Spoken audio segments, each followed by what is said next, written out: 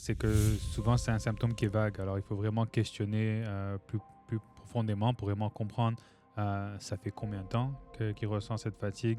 Je trouve que le contexte est aussi très important. Le contexte doit être... Et c'est là que c'est important de prendre son temps. Et c'est là que ça devient aussi très utile d'avoir le temps.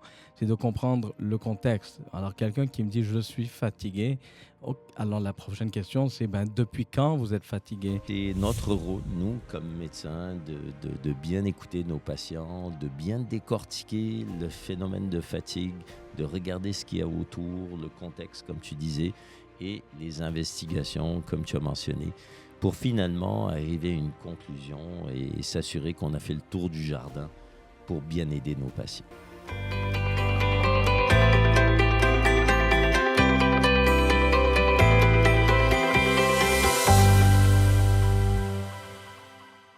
Alors, bienvenue à notre podcast Parlons Santé, Dr Benaïm Albert, médecin de famille, ici chez Physimed à Montréal. Docteur Assayag, médecin de famille. Et Dr Yann Azoulay, médecin de famille ici à Physimed. Alors, aujourd'hui, nous allons parler d'un sujet qui touche, à mon avis, tout le monde. Et puis, c'est un peu grâce à vous, chers auditeurs. D'abord, merci pour tous les bons commentaires qu'on reçoit de votre part sur nos podcasts. Et quelques-uns d'entre vous nous ont demandé, nous ont suggéré des sujets qui pourraient être intéressants. Alors, aujourd'hui, on va parler des signes d'alarme que personne ne devrait ignorer. Alors, notre corps est bien fait. Il nous envoie des signes et c'est à nous vraiment d'être à l'écoute de notre corps et de bien les interpréter. Alors, parfois, ça peut être à peine perceptible, silencieux, mais des fois, ça peut être majeur.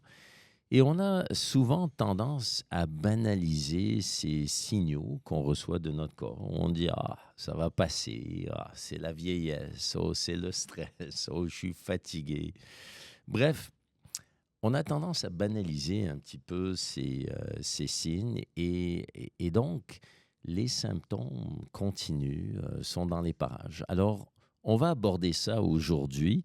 Et c'est un sujet qui revient souvent dans nos cliniques. Qu'est-ce que tu en penses, toi, par rapport à... Et absolument, c'est quelque chose qu'on entend je dirais à chaque semaine, certains, des patients qui trouvent que, en effet, qu'ils sont plus fatigués. Et ça peut être tellement de différentes choses que souvent, ça nous permet de commencer une investigation et de essayer de trouver la bonne cause pour aider ces patients-là. Donc, il y a toutes sortes de symptômes qui Mhm. peuvent venir nous amener nos patients vers nous avec des symptômes qui sont des fois banals. Et en fait, des fois, pour ma part, je les découvre quand je fais un bilan de santé avec nos patients et qu'on leur fait remplir un questionnaire exhaustif. Donc, ça les fait réfléchir et des fois, ils cochent quelque chose. Et puis, quand j'approfondis cette chose-là, je m'aperçois que ça fait déjà quelque temps que ces symptômes sont là. Est-ce que c'est ce que tu vois de ton côté? Oui, tout à fait. Et souvent, ces symptômes, comme ils sont très vagues, ils ne sont pas spécifiques, les gens ne pensent pas à en parler. Et donc, il faut s'informer. Parfois, non. Parfois, ça fait partie de la raison pour lesquelles ils consultent aussi. Mais il faut certainement investiguer. Il y en a quelques-uns comme ça, là, quand on entend ça, tout de suite, les antennes s'allument. Parce que, Alors, sans plus tarder, on va parler du premier symptôme qu'on voit le plus souvent, c'est la fameuse fatigue. Alors, bien des patients viennent nous voir, nous disent qu'ils sont fatigués. Alors, juste que vous sachiez, on aura l'occasion d'en faire un podcast en lui-même sur la fatigue, mais c'est un symptôme dont on va aborder aujourd'hui, donc la fatigue. Quand les patients viennent te voir, Yann, pour te dire qu'ils sont fatigués, qu'est-ce que tu fais? Comment tu interprètes qu'est-ce que tu leur demandes? Comment tu approfondis cette plainte-là? Ouais, comme Raphaël vient de le dire, c'est que souvent c'est un symptôme qui est vague. Alors il faut vraiment questionner plus profondément pour vraiment comprendre ça fait combien de temps qu'il ressent cette fatigue. Est-ce qu'il y a d'autres symptômes qui l'accompagnent? Est-ce qu'ils ont vu des changements des changements de leur poids, un changement d'appétit? Est-ce qu'ils ont vu des changements au niveau de leur élimination, les selles, les urines? Est-ce qu'ils ont vu des changements au niveau de leurs cheveux? Et ça va nous permettre d'aller d'un côté à l'autre. Mais c'est souvent, dans ces cas-là, le plus important, vu que c'est vague, c'est d'avoir des valeurs objectives. Alors, je trouve que c'est dans ce type de symptômes-là, c'est là que des prises de sang et des investigations en laboratoire, c'est un bon point de départ pour essayer de mieux comprendre exactement c'est quoi qui se passe. Je trouve que le contexte est aussi très important. Le contexte doit être... Et c'est là que c'est important de prendre son temps. Et c'est là que ça devient aussi très utile d'avoir le temps. C'est de comprendre le contexte. Alors, quelqu'un qui me dit « je suis fatigué », alors la prochaine question, c'est depuis quand vous êtes fatigué? Qu'est-ce qui a déclenché ça? Est-ce que vous avez une idée de ce qui s'est passé? Ça peut être physique, mais ça peut être psychologique, ça peut être un changement au niveau de la vie familiale. Il y a plein de choses différentes qui peuvent causer de la fatigue. Et donc, comme tu disais, Yann, prendre le temps de questionner et vraiment de regarder toutes les possibilités, c'est très important. Des fois, la réponse, elle vient simplement en discutant avec le patient et en réalisant le contexte et les circonstances de la vie du patient. Moi, ce que je trouve qui est important pour nos auditeurs qui ressentent la fatigue, c'est que pour moi, une fatigue pathologique, c'est quand il y a eu un changement d'état. Et ça, c'est important que les patients comprennent ça. Ça veut dire que la réalité, c'est que tout le monde est un peu fatigué. Mais quand il y a un changement d'état, ça veut dire on fonctionnait d'une certaine manière avant, et depuis telle date, là, ça a changé. Et là, c'est là où ça devient inquiétant pour moi comme médecin, et c'est là où je prends tous les moyens pour bien investiguer ça. À titre d'exemple, j'ai une patiente qui est venue me voir, ça fait déjà quelques années. Et quand elle est arrivée dans mon bureau, je lui ai demandé ce qui l'amenait. Elle me dit « Écoutez, doc, je suis fatigué, je suis épuisé. » Et là, elle n'arrivait pas à mettre le doigt. Mais je lui dis « Mais ça veut dire quoi pour toi fatigué? Qu'est-ce que tu faisais avant que tu ne fais plus maintenant? » Alors là, elle me dit, avant, j'étais une femme active, je travaille, j'ai des enfants, je suis marié, je m'occupais de ma maison, etc. Aujourd'hui, j'ai de peine à de misère à faire mon travail. Quand j'arrive à la maison, je suis claqué, je dors, je ne suis pas capable de m'occuper de la maison, de mes enfants, au point où elle était, ça l'avait atteint psychologiquement. Et quand elle est venue, elle s'est mise à pleurer aussi parce que son mari voulait la quitter, parce qu'elle avait changé. Alors, elle pensait même qu'elle faisait une dépression à ce point-là. Tout ça pour dire que c'est parti d'une fatigue, n'est-ce pas? Mais là, je l'ai questionnée, plus questionnée, et on l'a finalement examinée comme il faut. On a fait des prises de sang et il s'est avéré qu'elle était sévèrement hypothyroïdienne. Donc, sa glande thyroïde était dysfonctionnelle et cette dame avait pris beaucoup de poids. Elle était extrêmement fatiguée. Pour faire une histoire courte, elle a été traitée, elle a perdu son poids, elle s'est remise d'aplomb et ça a sauvé son mariage. Sérieux, mais c'est une très belle histoire. Et donc, la fatigue, très important. Il faut bien questionner les patients. Et quand on voit qu'il y a un changement d'état où on était fonctionnel d'une certaine manière et qu'à un moment donné, on est devenu dysfonctionnel, c'est là qu'il y a un gros signal d'alarme et il faut tout de suite commencer à consulter si vous avez une fatigue accélérée comme ceci, parce que toutes les chances sont qu'il y a un problème sous-jacent organique qui mérite d'être investigué et diagnostiqué. Et la liste est longue. Il y a une longue liste de choses. Il y a l'anémie, tu parles des problèmes thyroïdiens, on parle d'apnée du sommeil, on parle de diabète, on parle d'anxiété, de dépression, de ménopause. Tout ça, c'est des choses qui peuvent venir. De cancer. Le cancer, c'est un des plus importants. Même des médicaments, des fois. Et parfois, c'est les médicaments qui comme effet secondaire, causent de la fatigue. Alors, c'est des choses qu'il faut absolument vérifier. Je trouve que c'est intéressant de voir exactement ce côté-là, c'est de voir c'est quoi le niveau de base. Parce que oui, en effet, ça va nous permettre de mieux comprendre c'est quoi qui se passe, mieux trouver la cause. Mais parfois, ça peut être une question d'un changement hormonal, comme tu l'as dit, qui fait que ça va jouer ça chez les hommes, chez les femmes aussi. C'est qu'on va vraiment voir un grand changement. Ça m'est déjà arrivé à un patient de 45 ans, un homme de 45 ans, même chose, que pour lui, il avait sa routine, famille, travail, et qui me dit que les derniers mois, qu'il ne pouvait plus, qu'il avait l'habitude de travailler même en fin de semaine, qu'il ne pouvait absolument plus, il n'avait plus ce drive-là, cette envie-là ou cette capacité-là. Ça a joué aussi sur la relation, sur des problèmes sexuels. Oui, ça a commencé à mener vers une investigation et c'était en effet un problème de testostérone qui faisait que soudainement, que progressivement, mais soudainement pour lui, c'est vraiment une question de quelques mois, qu'il trouvait qu'il avait perdu complètement son énergie. Et là, avec un traitement, il est capable de retrouver ses capacités, même plus parfois, une fois qu'il commence un traitement. Je trouve que c'est une autre raison pourquoi c'est important de vraiment consulter et de bien penser c'est quand que tout ça a développé, de venir avec un peu plus d'informations pour nous aider à nous guider vers une investigation et un traitement éventuel. Et des fois, les patients sont un peu perdus dans ça, parce qu'ils sont un peu victimes de cette espèce de fatigue qui commence à s'installer. Tout récemment, j'ai une autre patiente, relativement jeune, 40 ans, là, qui est arrivée me voir. Elle avait vu un autre médecin. Elle a eu toutes sortes d'investigations qui étaient négatives. Donc, elle m'a amené ses copies de tests et tout ça. Puis ça l'a inquiétée parce qu'elle dit, écoutez, doc, là, je suis juste 40 ans, je suis fatigué.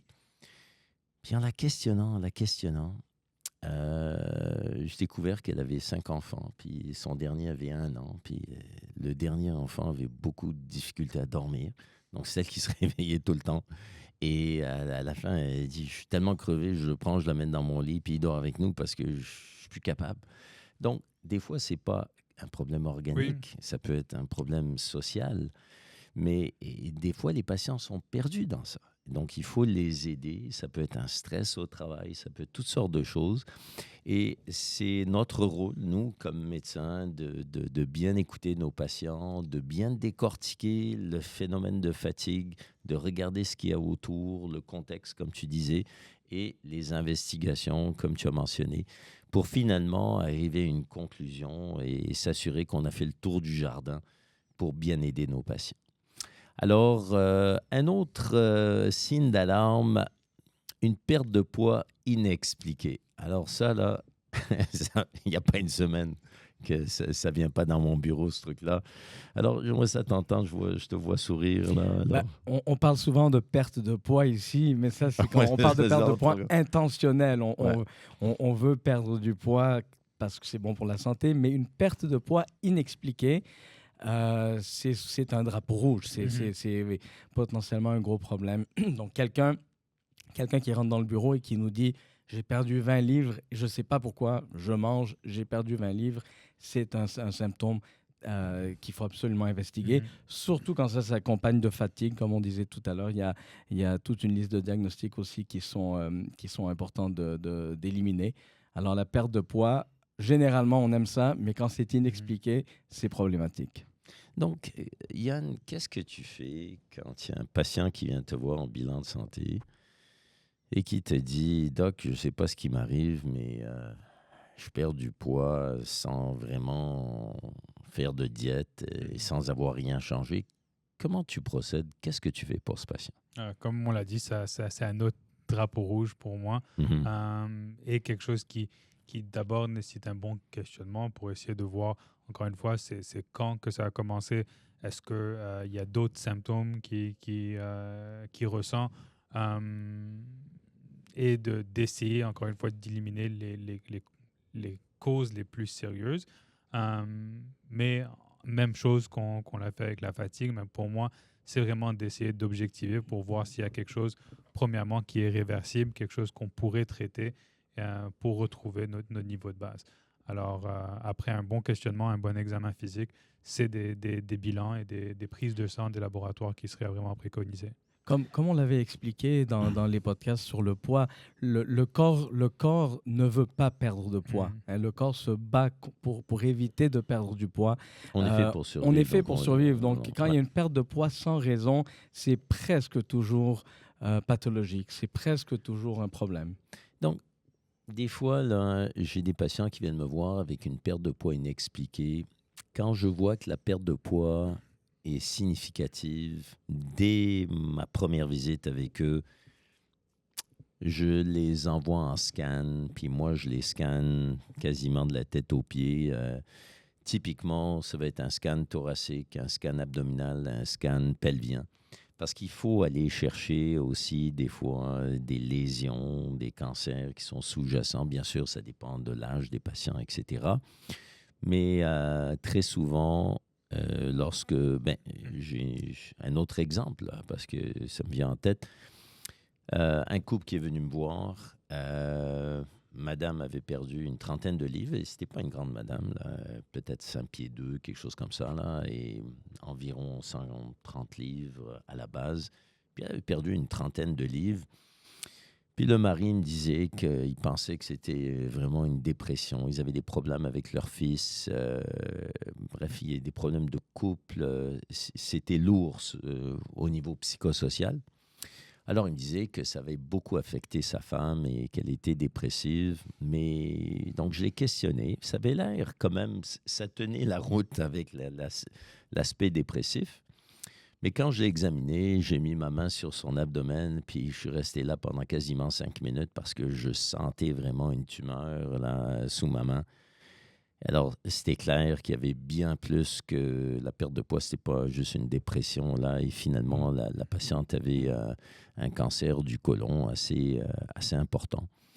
Donc, la perte de poids, il faut s'en méfier. Alors, quand vous voyez que vous perdez du poids de façon inexpliquée, n'attendez pas de perdre 40 livres avant de consulter, là. Quand vous voyez que vous avez perdu déjà une dizaine de livres sans raison, c'est pas parce que vous avez fait attention à votre alimentation, vous êtes mis à faire de l'exercice, que c'était volontaire. Quand vous avez déjà perdu une dizaine de livres, c'est significatif, bien sûr, ça dépend de votre grandeur, votre poids, etc. Mais, donc, morale de l'histoire, n'attendez pas. Quand vous avez une perte de poids qui est inexpliquée, consultez. Avec une perte de poids inexpliquée, il y a toujours, à mon avis, quelque chose de sous-jacent sur lequel il faut mettre le doigt. Oui, ça peut être aussi psychologique, là, parce que des fois, on a des patients qui vivent un divorce, et puis on appelle ça le divorce diet, n'est-ce pas? Et puis, donc, ils vivent un divorce, ça vient les rentrer dans le corps, puis ils arrêtent de manger. Je ne sais pas si j'allais dire qu'il faut pour nous, comme je dis, c'est sûr que c'est une de ces choses qui va vraiment lever un drapeau important. Et même pour les patients, souvent, quand ils vont voir cette perte de poids, c'est eux qui vont me ramener est-ce que vous pensez que c'est un cancer? Et j'aimerais juste vous rassurer que ce n'est pas toujours un cancer, qu'il y a plein d'autres raisons pour qu'on pourrait voir une perte de poids, mais l'important, c'est encore une fois de consulter, de faire les bonnes investigations. Il y a d'autres raisons pour qu'on pourrait perdre du poids. C'est certain, de notre côté, le plus important, c'est vraiment d'éliminer les causes les plus importantes, les plus sérieuses, plus graves, et certainement de trouver une cause qui est réversible et de la traiter. J'ai une autre histoire, il faut que je la raconte, celle-là. Ça fait des années. Un jeune patient qui vient me voir, et là, je le regarde, je lui dis « Ok, tu viens me voir, pourquoi ?» Alors, il me dit « J'ai perdu du poids, mais... » Et là, je le vois gesticuler. Il est comme ça, il n'arrête pas de gesticuler sur la chaise. Alors, je lui dis « Mais qu'est-ce qui t'arrive ?» Il me dit « Doc, écoutez, j'ai le feu au cul. » Je lui dis « Comment ça, tu as le feu au cul ?» Bref, j'ai commencé à l'investiguer. Il s'avère qu'il était sévèrement hyperthyroïdien. Et il avait perdu beaucoup de poids. Il était sévèrement hyperthyroïdien. Donc sa glande thyroïde, au lieu de sous-sécréter des hormones, il en avait bien en trop. Et là, il avait fondu parce que son métabolisme était accéléré. Il avait du mal à dormir la nuit, etc. Donc, encore une fois, un autre exemple de perte de poids, mais il ne comprenait pas. Et c'était un problème majeur. On a pu vraiment régler son problème. Aujourd'hui, il va super bien, mais c'est une belle histoire, là. Anyways, un autre symptôme intéressant. Donc, on recule. Si jamais vous vivez une petite perte de poids quelconque qui est significative, n'hésitez pas à les consulter. Un autre symptôme important qui est la prise de poids inexpliquée. Alors, l'inverse, j'aimerais ça t'entendre. Alors, qu'est-ce que tu fais quand il y a des patients qui te disent « Doc, j'ai rien changé, je mange comme d'habitude, je fais du sport comme d'habitude, mais j'arrête pas d'augmenter. Ça fait 2-3 ans, j'ai pris 30 livres. » Ouais, même chose. C'est un autre problème qu'on voit très, très, très souvent. Et puis, ça revient un peu à ce qu'on disait tout à l'heure. Il faut questionner. Il faut essayer de rechercher ce qui a déclenché ça, s'il y a d'autres symptômes associés, parce que souvent, les symptômes associés vont nous aider à trouver la cause ou vont nous donner une piste de solution. Alors, encore une fois, problème métabolique, problème hormonal, problèmes psychologiques, ce sont toutes des causes qui peuvent mener au gain de poids. Problème d'apnée du sommeil, ça aussi, ça peut causer un gain de poids. Moi, j'ai une population de patients, de patientes qui viennent souvent me consulter en périménopause ou en préménopause, et ça fait partie des symptômes les plus dérangeants. Bien avant les bouffées de chaleur, les femmes se plaignent de changement de poids et surtout de gain de poids. Donc, il faut questionner un peu de la même façon, avoir une approche structurée et rechercher les causes, parce que souvent, on va trouver une cause qui n'est pas tout le temps due simplement à une mauvaise alimentation. Tu as oublié la cause qu'on entend le plus souvent, la pandémie. Ouais. Ça commence à faire vieux un peu, ça, la pandémie. Ouais, c'est ça. Mais c'est vrai, avec la pandémie. Depuis la pandémie, qu'on a une prise de poids, mais c'est vraiment que la prise de poids, ça, on va l'entendre plus souvent, que les patients vont vraiment venir consulter, qui sont concernés de leur prise de poids. Et là, c'est aussi important de voir exactement qu'est-ce qu'ils font point de vue de l'alimentation, qu'est-ce qu'ils font point de vue de leur activité physique. Et de vraiment prendre l'opportunité. Même pour moi, on voit ça, je dirais, carrément tous les jours. C'est vraiment de prendre l'opportunité de vraiment faire le tour et de bien comprendre c'est quoi qu'on peut réellement modifier, comment on peut les aider, les guider pour leur aider à perdre du poids. Quelque chose d'autre que je vois dans notre programme de perte de poids ici, ce qui revient assez souvent, c'est la prise d'antidépresseurs. Alors, on voit bien des patients qui viennent nous voir pour perdre du poids. Et quand on les questionne, on découvre qu'ils sont sur des antidépresseurs. Et des fois, ils me disent, quand je les questionne, ça fait combien de temps que tu as pris pas mal de poids? Alors, ils disent, écoutez, ça fait un petit bout de temps, peut-être 5-6 ans. Et quand on re-questionne encore, on voit que, coudonc, ils ont pris un antidépresseur. Alors, il faut aussi regarder la médication. Des fois, ça peut être induit par certains médicaments, comme des antidépresseurs. Donc, la prise de poids aussi nécessite de se remettre un petit peu en question. Donc, si jamais vous prenez du poids, sans vraiment de raison spécifique, vous êtes mieux de consulter. On pourra certainement vous aider. Donc, d'autres symptômes, là, on va dire c'est une mosaïque de symptômes. Tout ce qui est des problèmes liés au sommeil. OK? Donc, on a maintenant beaucoup, ça revient, je ne sais pas ce que tu vois sur ton bureau, mais en tout cas, moi, les problèmes de sommeil, c'est quasiment du quotidien dans mon bureau. Alors, parle-moi un petit peu de ce que tes patients se plaignent par rapport au sommeil. C'est vrai que le sommeil, ça fait partie des plaintes qu'on entend tous les jours. Souvent, les gens se plaignent de ne pas dormir ou de mal dormir, donc l'insomnie. Mais ce n'est pas juste l'insomnie, c'est aussi un sommeil qui est fractionné. Donc, on se réveille 3, 4, 5, 6 fois pendant la nuit. Et ça aussi, ça peut être causé par plusieurs choses. L'apnée du sommeil aussi les gens sont de plus en plus conscients de ce que c'est que l'apnée du sommeil et consultent pour ça. Ça revient un peu à ce qu'on disait au début par rapport à la fatigue. Donc ça aussi, ça fait partie des choses qu'il faut identifier et surtout traiter parce qu'il y a des conséquences quand même assez graves à long terme de l'apnée du sommeil. Soit dit en passant, pour les auditeurs, on va voir des podcasts séparés pour l'apnée du sommeil, les problèmes de ronflement.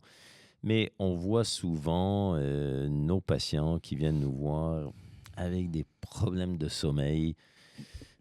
Encore une fois, tout récemment, j'ai eu un homme qui est venu me voir, qui me disait avoir un sommeil qui n'est pas réparateur. Il se lève, il est fatigué. Et il avait fait des tests d'apnée du sommeil qui étaient négatifs. Donc, il ne comprenait pas, il essayait de dormir, tout le reste. Finalement, en le questionnant, on s'est aperçu qu'il se réveillait souvent pour aller uriner la nuit. Puis sa prostate était enflée. Donc, ça a causé un phénomène obstructif. Il se lève la nuit. Ça a commencé vraiment à perturber son sommeil. Donc, on l'a traité pour sa prostate.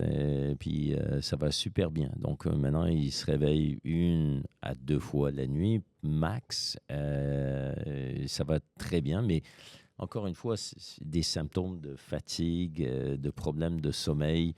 Alors, j'aimerais t'entendre de ton côté. Qu'est-ce que tu vois avec tes patients par rapport aux problèmes d'insomnie ou de problèmes de sommeil, de qualité?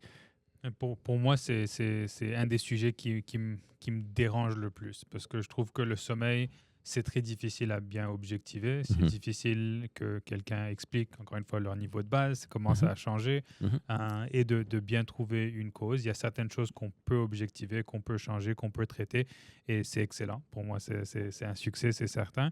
Mais malheureusement, parfois, c'est difficile de vraiment trouver la vraie cause. Et il faut le reconnaître que le sommeil, c'est une des parties les plus importantes de notre santé. Point de vue de notre poids, point de vue des problèmes métaboliques, point de vue de tout, notre concentration, des motivations au cours de la journée. Donc, il faut quand même le prendre au sérieux. Et je pense que souvent, parce qu'on l'entend, encore une fois, quotidiennement, l'insomnie, des problèmes qui peuvent apparenter de l'apnée du sommeil ou autre chose, c'est d'essayer de vraiment responsabiliser les patients le plus possible, point de vue de leur sommeil, de prendre ça plus au sérieux, d'avoir une bonne hygiène de sommeil, parfois de même enregistrer leur sommeil, d'avoir un carnet, savoir combien d'heures ils dorment, comment ils s'endorment, combien de fois ils se réveillent. Ça fait une différence, ça permet de vraiment essayer de faire quelque chose de concret pour améliorer leur sommeil. Il y a des choses qu'on peut faire de notre côté, certains. Il y a des tests qu'on peut vérifier, il y a des traitements qu'on pourrait essayer pour réverser certaines causes, mais le sommeil reste quelque chose aussi de très subjectif qu'il faut essayer de travailler soi-même aussi.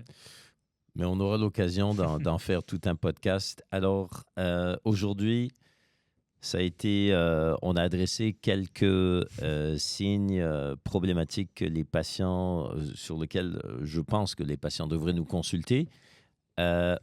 On va avoir une deuxième partie sur ce même thème parce qu'il y a trop de signes et trop de symptômes inquiétants. Alors, on se revoit dans 2 semaines et puis à bientôt. Si ce podcast vous a intéressé, n'hésitez pas à le partager avec vos amis et puis vos membres de la famille. À bientôt. Merci. Merci.